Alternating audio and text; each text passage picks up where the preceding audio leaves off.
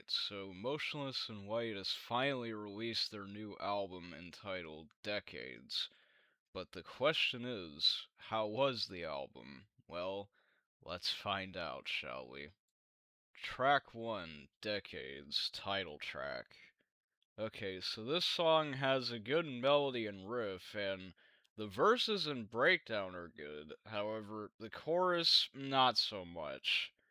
While it's not the worst chorus ever, it just doesn't do a whole lot for me, so I'm gonna say it's a decent song.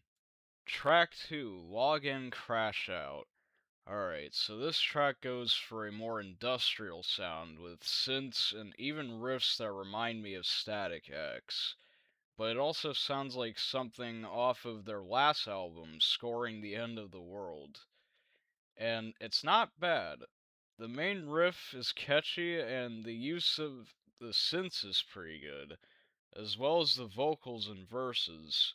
The chorus is also a big improvement from track 1, so I would say it's a pretty good track. Track 3, RIP.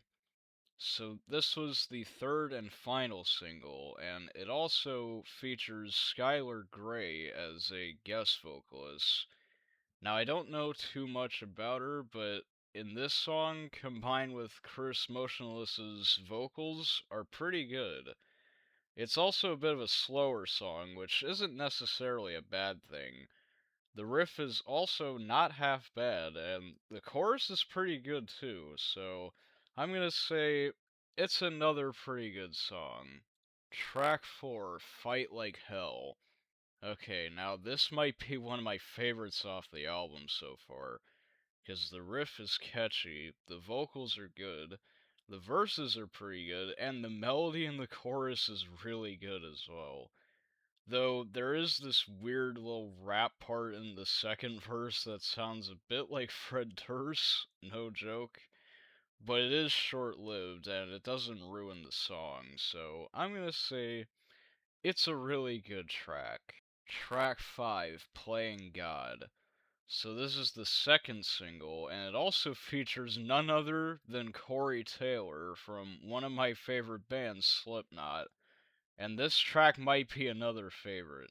Not only because Corey Taylor is on it, but also the song itself has really good elements like the riff, the verses, and the chorus. However, the only thing that holds this song back is the build up to the breakdown, as it takes way too long and the lyrics are a bit to be desired.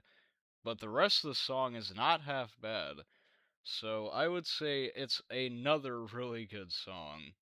Track 6, All That I've Ever Known.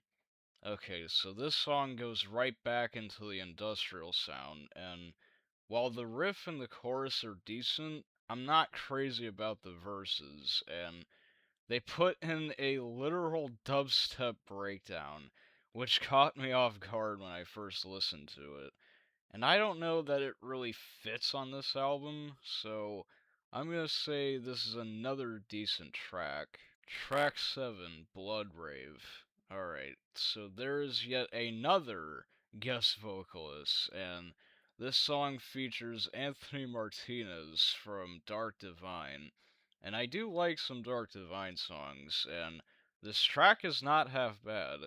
The main riff is good, as well as the chorus, and the vocals from both Chris and Anthony sound pretty good, so I would say it's a good song. Track 8, Love at First Bite.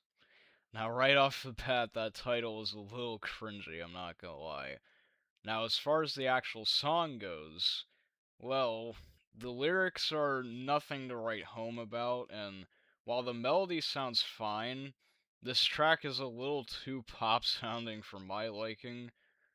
But despite all that, it's still alright, so I'm gonna say it's an okay track. Track 9, Count Back from Zero. Okay, so while this song is a bit better than track 8, that's not saying much, unfortunately. Because the verses and the riff sound good, but the chorus is not great, and the breakdown is a little underwhelming, so I would say it's another decent song. Track 10, Blood Pact. So, I'm not a huge fan of the intro to this song, but the verses are pretty good, and while I didn't like the chorus that much on my first listen, it grew on me a bit with the second listen. Now, it's still not a great chorus, but it's far from the worst, so I'm gonna say it's another pretty good track. Track 11, Afraid of the Dark. Alright, so this is the first single, and it's not half bad. The synth work as well as the riff are pretty good sounding. Chris's vocals really shine on this one, and the chorus is another one that grew on me the more I listened to it. And it sounds like a metalcore song from the 2000s, which is not a bad thing. So I would say it's yet another pretty good song. Track 12, Sunglasses at Night, cover. Yep, you heard that right. They covered Sunglasses at Night and put it on this album. Now, while it's a good cover, I just don't see why it's on this album specifically, and it kind of seems like filler. But I'll still say it's a good track. Track 13, Hollywood, bonus track. Okay, I really don't know why bands keep doing this whole bonus track on the standard album thing nowadays. But anyways, the song itself is not bad. The riffs with the synths is well done, and the verses and chorus are good. And if this were the closing track, it wouldn't be a bad note to go out on. So I'm gonna say it's another good song. Track 14, Fight Like Hell bonus track.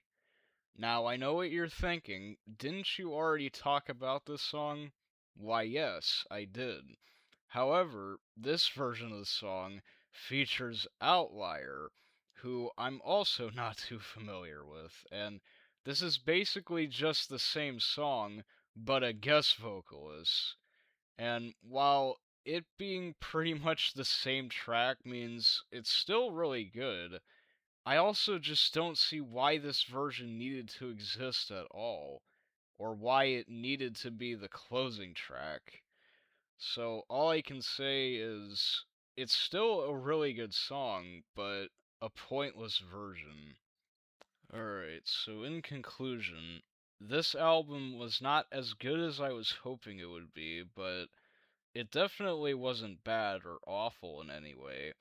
And it has a lot of good tracks on it, so with that being said, my final rating is a 7.5 out of 10. Just good. But that is going to do it for today, and whatever thoughts you have on the album or review, be sure and leave it in the comments below. And as always, I will see you all next time.